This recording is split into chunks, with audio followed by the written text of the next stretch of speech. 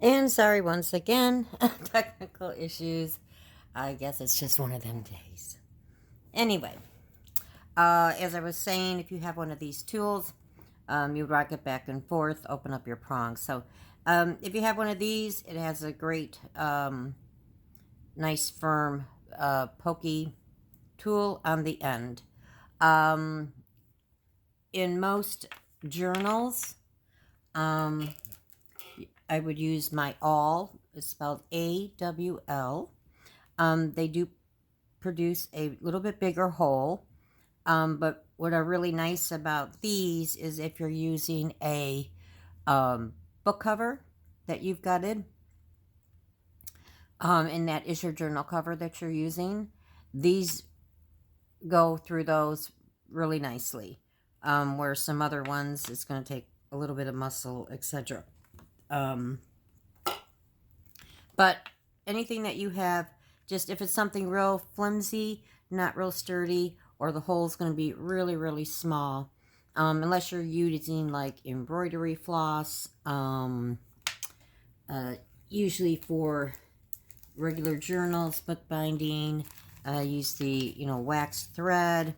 Also, there's this linen thread. I got these at, they're from a art store that has all the things for book bindings and etc. And then, of course, you would use a large-eyed needle. These are blunt-ended. They're not like sewing needles. They don't have a pointy edge. You don't want to stick yourself. So, but for this, I'm doing something a little different. But it certainly is your choice. Normally, I would use one of these, but again, I wanted to show you some other options. Anyway, so once you have this lined up, you want to figure where your holes are going to be. And most of the time, we use a 3-hole system, or 3-hole, system, I guess would be the right word. Generally, in my journals, I use a 5-hole. Because if I'm having those short staggered pages that I talked about, I find sometimes if I only do the 3-hole, one piece may not get caught right in this middle hole, and then it's not as secure in there. So I just like to use a 5-hole on that. But for this, they're all straight the same size, doesn't matter. A simple 3-hole is fine. Again, another opportunity for a tutorial. Oh, I got something happened down there. Okay, so you're going to do the same thing with your, try and find the center. If you have a ruler, great. If not, you know that whatever the length of your card is, which in my case is 6 3/4, and I would have to find divide that in half and kind of calculate and figure out where it would be. Or you can just eyeball it. There's nothing wrong with that. But so for me, it was just about 3 3/8 roughly. Okay, and that was my center hole. So I mark it with a pencil. Again, I'd already gone through these steps, and so my hole's already there, so I apologize.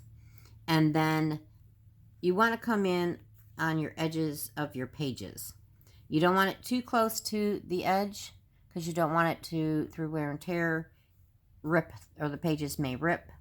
So you want to come in, I would say at least 1/4 of an inch. I went in, or half an inch even, depending on the size of your journal and how many signatures and the weight of them. So you might even want to come down a little bit more to even 3/4 if it was a bigger journal. But for this, it's very lightweight, so I only went down about a half an inch, about 3/8 of an inch from the paper, not the card. Okay, and mark your 2 holes there. Okay, then you would take your tool and you would punch through where each of the holes are. Okay, when you do that, now for regular journals and that, I went to the expense, of course, being new. I thought I needed all these tools and things that I saw on YouTube videos. But I bought this cradle, which is really great when you have like, 16 pages or whatever in a signature. And you're punching through all of that. There's a nice little groove in here. And you can cradle your signature in here. Of course, you mark your dots first. And then with my awl, I would go through all of those. And of course, again, have them paper clipped so you know that they're bound right. Okay? And poke your holes through. For this, and again, you don't have to buy an expensive tool like that.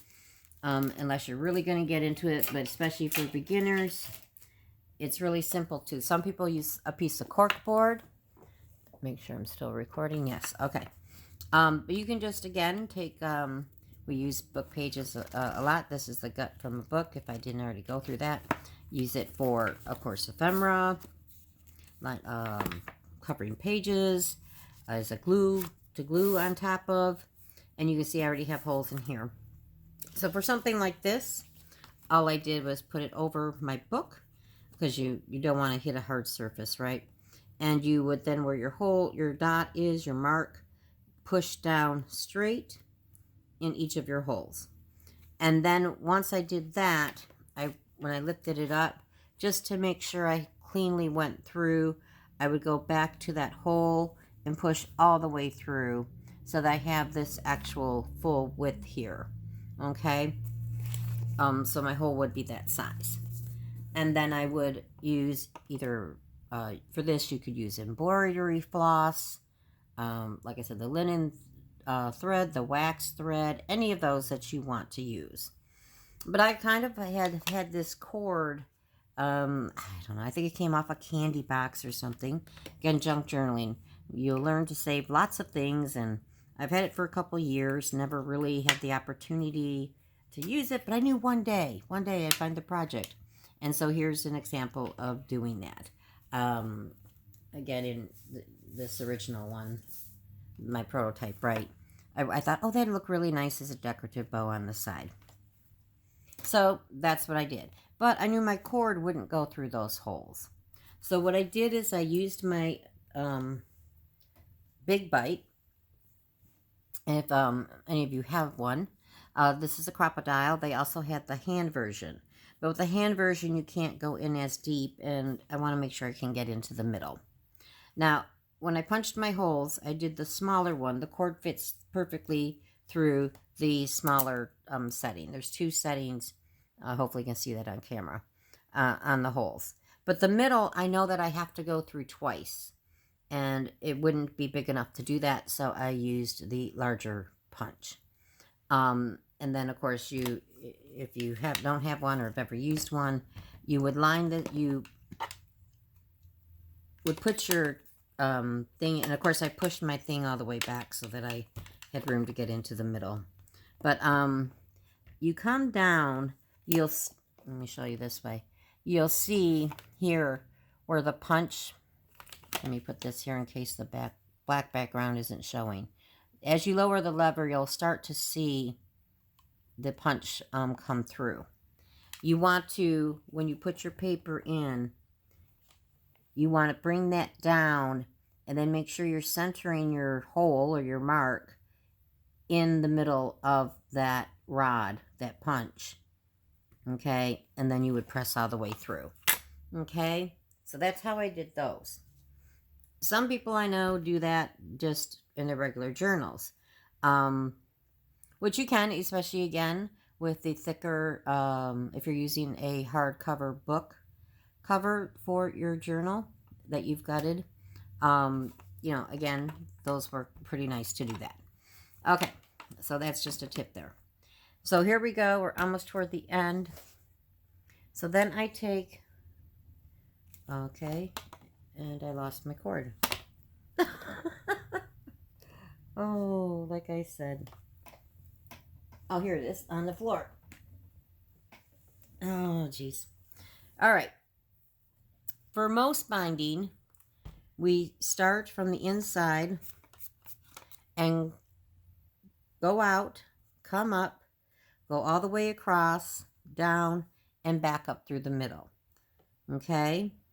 When you come back up through the middle, you want to make sure that your two ties, your ends, are one on either side of the long piece. You're going from top to bottom, bottom top, depending which end you start with. It doesn't matter.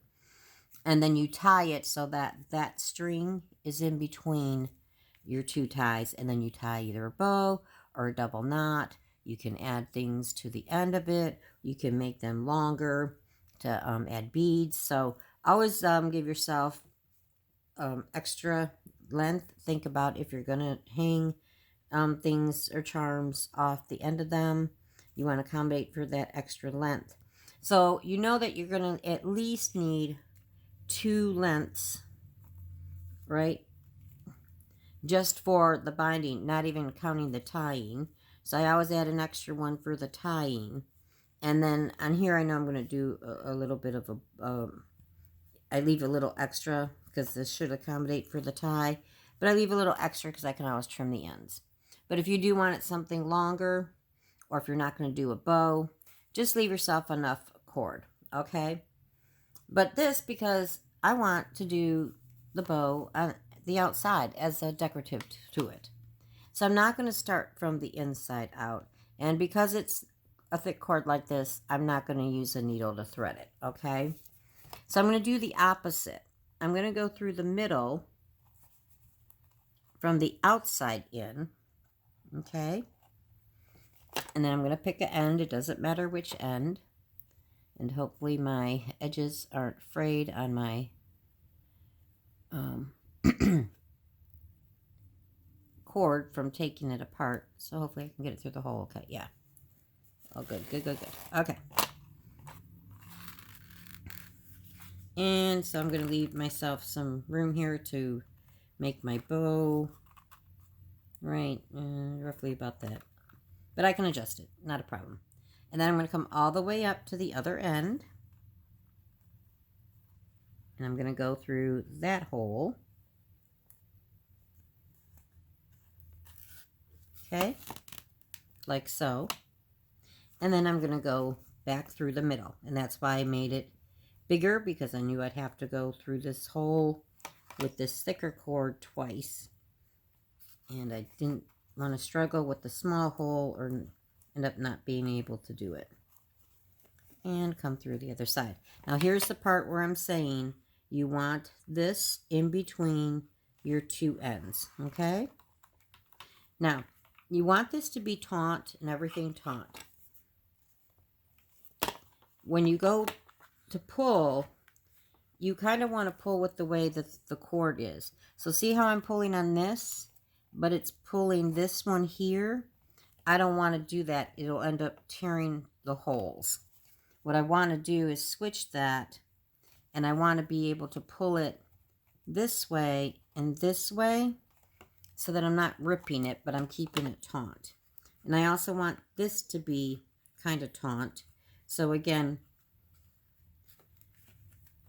sometimes I just pull a little bit like this and then pull that. Okay, so now I know it's taut. You don't want to pull too hard, especially something like this that's thinner. It'll start to buckle your card, right? Or your cover. So now I'm just going to put a knot here. Okay. And then if I was doing it on the inside and not doing a bow, or if I was doing a bow, I probably would put a double knot. But for this, I'm not going to, because it's pretty sturdy cord. And so I'm just going to make my bow. Okay. To the size that I want. And then I would trim, which I already had done, trimmed the length of those ties. And then remove my clips. And there you have it. Okay.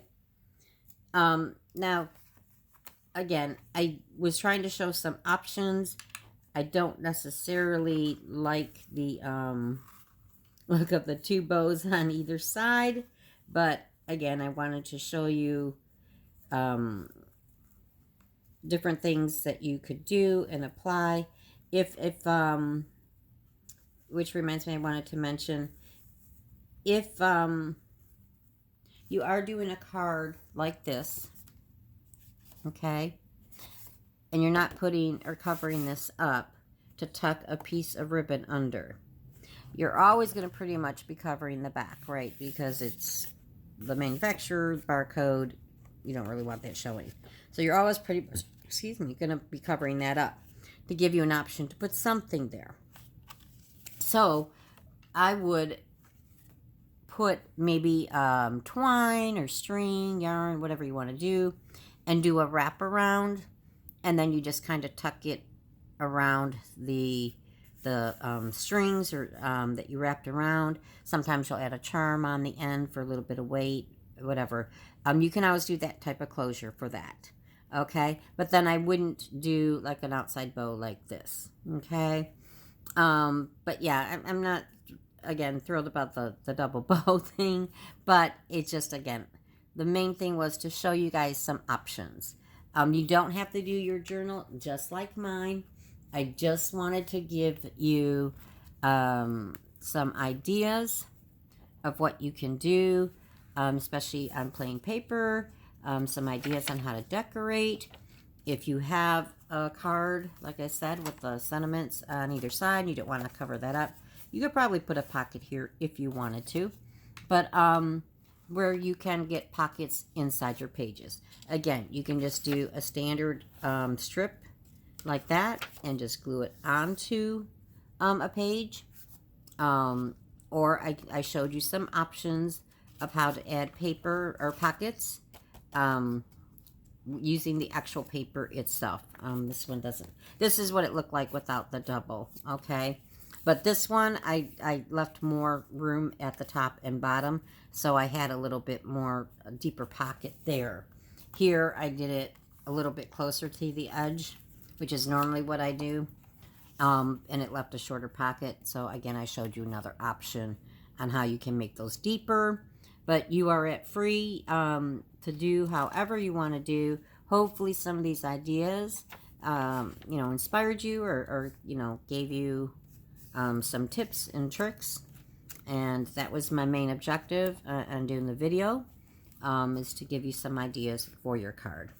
Okay. Oh, and just want to mention too, besides doing a bow on the side, if you want to do like dangles on the outside of your card, where you like leave the tails per se, and add beads or charms and that kind of thing, you would start at the top.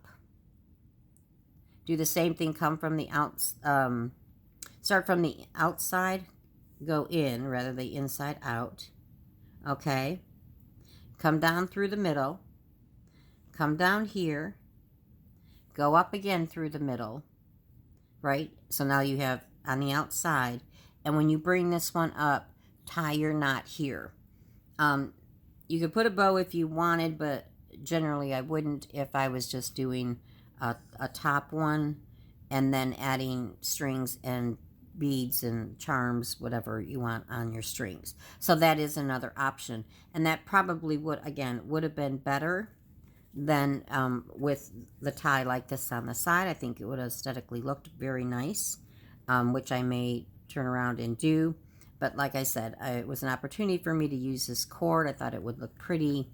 I'm just not fond of the double ties or the double bows. But again, it works. There's nothing wrong with it. It's just my personal preference. So anyway, that's it for this video. I know it was a lot longer than I planned, just to show you how to generally do it. But I know we have a lot of brand new people. I hope that it wasn't cumbersome, and that I just wanted to show you some ideas on simple ways to decorate your plain pages.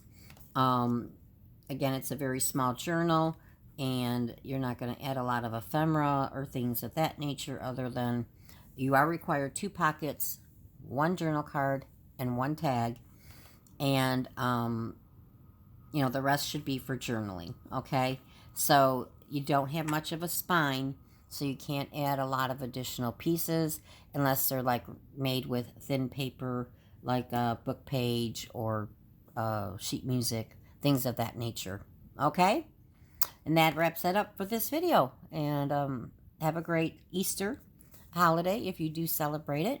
And again, you can use this for any greeting cards that you have for any holiday or any other occasion. All right. Have a great day, everyone. Thank you.